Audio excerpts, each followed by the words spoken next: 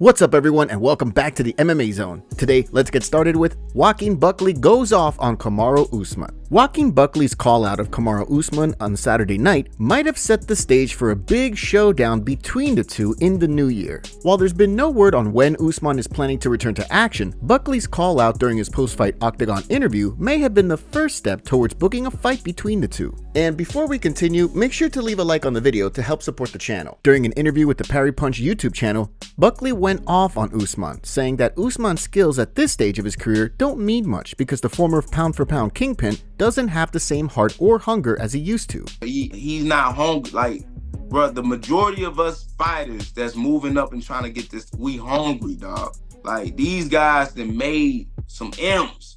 I ain't made not no M. Like, so my biggest thing is, even if Kamaru felt like he was more talented, more skillful, that don't mean shit. Like, dudes is hungry, bro. Like, dudes is willing to die out there in order to, yet again, just try to get closer to something. Following Saturday's card, Usman responded to the call-out, and from the sounds of things, he still isn't ready to compete again. I don't care who it is. One thing that I won't do, because I've done it for so long and too much, is compete when I'm not ready. I remember watching the Buckley fight, and I'm going, oh, I like that fight. I like that. I really like that matchup. When I'm healthy, I'll whoop every one of y'all. Doesn't matter who it is. After the win, Buckley now finds himself on a 6-fight victory streak since dropping back down to 170. Even though he's going to need at least one more win before being in title talks, he set himself up for a big fight in the new year against another welterweight just outside of title contention, like Kamaru Usman, Jack Della Maddalena, Sean Brady, and Ian Gary. Jon Jones goes off on Colby Covington after his stoppage loss at UFC Tampa. He wrote on Twitter reacting to his loss, saying, "Big shout out to Colby Covington for skipping training to get President Trump ready. We all appreciate the sacrifice. At least he got to see me win." Jon then replied to a fan that said Colby makes more excuses than anyone by saying, "That's what I find the most hilarious, listening to what he's gonna come up with next after getting his whooped." Another fan took shots at Jon by writing, "Colby fought a dangerous contender at 37 years old on short notice. You can only dream of that." Jon fired back by saying, "Yeah, I could only dream of making such a dumb decision. Being on a losing streak? You're right, I can only dream." Khabib talks about Islam Makhachev versus Ilia Topuria. Ilia Topuria's comments about both Islam Makhachev and Bellator champion Usman Nurmagomedov might have created some beef between the two teams, but the lightweight champion made it clear that right now, he's not interested in fighting El Matador. The way Khabib Nurmagomedov sees things, if Topuria winds up making the jump up in weight and beats a top-ranked contender, then he deserves a crack at the lightweight title. He spoke about the situation with Henry Cejudo on the Pound for Pound show. And he beat somebody like Dustin Poirier or Charles, he's next on one. Why not? Because there is nobody. Because Islam already give chance. People talk bad about like, oh, he fight 2 times with Volkanovski, but the UFC push this fight, and this fight was good in first fight, but why Islam have to give 3 times chance for 145 champion? Why? It's not fair for 155 pounds. Right. But if he move up and he beat somebody like Charles, of course. From the sounds of things, Topuria wants to move up because he cuts too much weight to get down to 145. However, according to AKA's Javier Mendez, who appeared on Submission Radio this week, Topuria actually weighs more than Islam Makhachev. His coach there said he was 187, which is he was walking. Islam, I don't think has ever been that heavy, you know. So Islam, when he's in camp, training camp, when he starts camp 2 months out, Islam's about 179. While Islam had talked about making the jump up to 170 to become a 2-division champion, with Belal Muhammad sitting atop the division, things are a bit more complicated. During his interview on Pound for Pound, Khabib spoke about a fight between the two, saying that he won't stand in the way of a fight, but it doesn't sit right in his heart. "I don't think it's ever going to happen. But for me, it's going to be very hard to prepare somebody to beat Belal. If you want to beat Belal, I think you have to stop him. Without stoppage, it's going to be very hard to. What you're going to do, like, okay, if you take him down, it's very hard to control him 25 minutes, first of all. And second, like it's very hard to dominate with him on striking game in all 25 minutes because he mixes it up." With Ilia Topuria moving up and a long list of guys at 170 eager to cement their place as title contenders, we might never see Islam fight for the welterweight title. Dana White reveals huge news for UFC. Dana White teased some big news while speaking with media members after Saturday's card in Tampa, and from the sounds of things, White isn't stopping there. On Monday, the UFC president appeared on ESPN's First Take alongside Stephen A. Smith, Shannon Sharpe, and Molly Karam to drop some big news, saying that in the new year, he's looking to put on fights all over the globe. This is a record year for us again, not only as far as financially for the company, but breaking arena records. And next year, my focus is to go to a lot of places that we haven't been in a while or ever. Trying to get into Spain next year. We've never done Spain. We're going back to LA the beginning of the year, going to Seattle again, probably going to hit Chicago and some of these places we haven't been in a while. White mentioned both Seattle and Chicago as places that he's looking to hold events next year during the post-fight press conference this weekend. And it's no secret that the UFC has been looking to host an event in Spain, given how big of a star Ilia Topuria is. But Dana White did drop some other big news during the show when he said that the fight he and the rest of the MMA community want to see the most in 2025 is a fight between Jon Jones and Tom Aspinall, and it's his job to make it happen. I get asked this every year, and this year it would be Aspinall-Jones. That's the biggest fight in heavyweight history. And at the end of the day, what my job is to give the fans what they want, and that's what the fans want.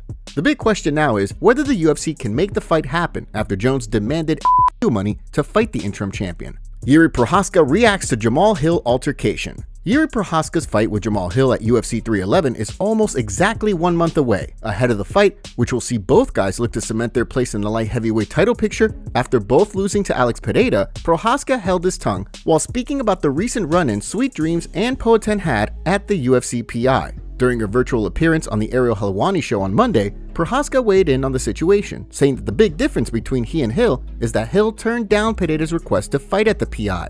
Whereas Prochazka says he'll test himself against the champion for free. I just saw some things Jamahal said about he's going to the cage for the money, and that's another thing I don't want to talk because it will be not a nice talking, because for me, I don't need the money to fight with the champion or the guys who stayed in the top 5. I think if you're a real fighter, a real warrior, you will go no matter what. Even if Prochazka winds up getting a win over Jamahal Hill at UFC 311, he might need at least one more win before getting another crack at the belt, considering he's now 0-2 against Alex Pereira.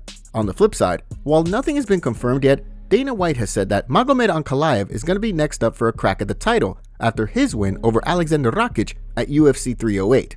Gilbert Burns fires back at Chael Sonnen. Colby Covington's loss to Joaquin Buckley this past weekend will likely put Covington outside of the top 10 at 170. While Covington says that the best is yet to come, the reality is that it will probably take a couple of wins before Covington is in a position to call for a title fight. Because of that, there's been tons of talk surrounding what's next for the former interim champion. On the latest episode of Good Guy Bad Guy with Daniel Cormier and Chael Sonnen, Sonnen spoke about a fight between Covington and Gilbert Burns, who fans had been saying Colby should fight next. Gilbert Burns, by the way, I know he's in the rankings, he is no longer in the pool, he's officially retired from the sport. The comment didn't sit well with Gilbert Burns, who fired back on social media. The level of disrespect, Chael Sonnen, wow, never expected that from you. Still with this number, +1, calling you to see what's up. Considering the cut on Covington's eyelid, the former interim champion might wind up being on the sidelines for a few months while he heals up. Once he does, a fight with another welterweight veteran in Gilbert Burns could be the perfect fight to see where both guys are in their respective careers. Umar Nurmagomedov sends a message to Merab Dvalishvili. Umar Nurmagomedov and Merab Dvalishvili had to be separated backstage after their UFC 311 fight was announced, and from the sounds of things, between now and then, the two are going to keep throwing shots at each other. At the time, the two agreed that they were going to settle things without security guards around. Since then, Umar threw shots at the champion during a Russian-speaking interview with Ushataika. He tells me that I need to be a man. You are not a man. Analyze your behavior like a normal person. You say that the belt is not important to you, money is not important, the fight is not important, and you think that a person should be worthy. Okay, but after that, you say that you will deal with me after the fight? For what? So it's important to you? If the fight is not important to you, then I'm here. And if I said something offensive, then go and ask. If you can do something, I'm open to conversation.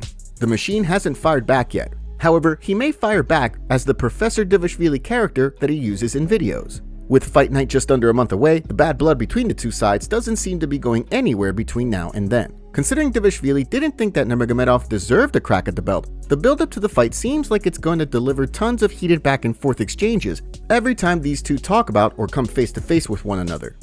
Khabib sends a message to Dustin Poirier. Heading into Dustin Poirier's UFC 302 fight with Islam Makhachev, the Diamond made it clear that fans may be watching him compete for the very last time. After the loss, Poirier opened the door to another fight, saying that after undergoing nose surgery, he wanted to make the walk for one final fight. The way Khabib Nurmagomedov sees things, however, Poirier should ride off into the sunset. During his interview with Henry Cejudo, he spoke about Poirier, Justin Gaethje, Tony Ferguson, and himself, saying that they're part of the old school. I think Poirier have to stop fighting. Justin Gaethje, Khabib, Dustin Poirier, Tony Ferguson, this is old school, brother. Stop fighting. We have to. We have to recognize, like, real things, you know? While there's been no word yet on when Poirier will return to action in the new year, Dana White told media members after the UFC Tampa card this past weekend that he was working on Poirier's retirement fight. On top of a potential rematch with Charles Oliveira, Poirier could run things back with Dan Hooker, or run things back with Gaethje or Max Holloway for a trilogy fight in the new year. Conor McGregor vs. Logan Paul is in the works after Conor McGregor shut down rumors of a fight with Ilia Topuria. Conor tweeted, writing, "The rumors of a bout with Topuria are false. I'm in preliminary agreements with the Ambani family to face Logan Paul in a boxing exhibition in India.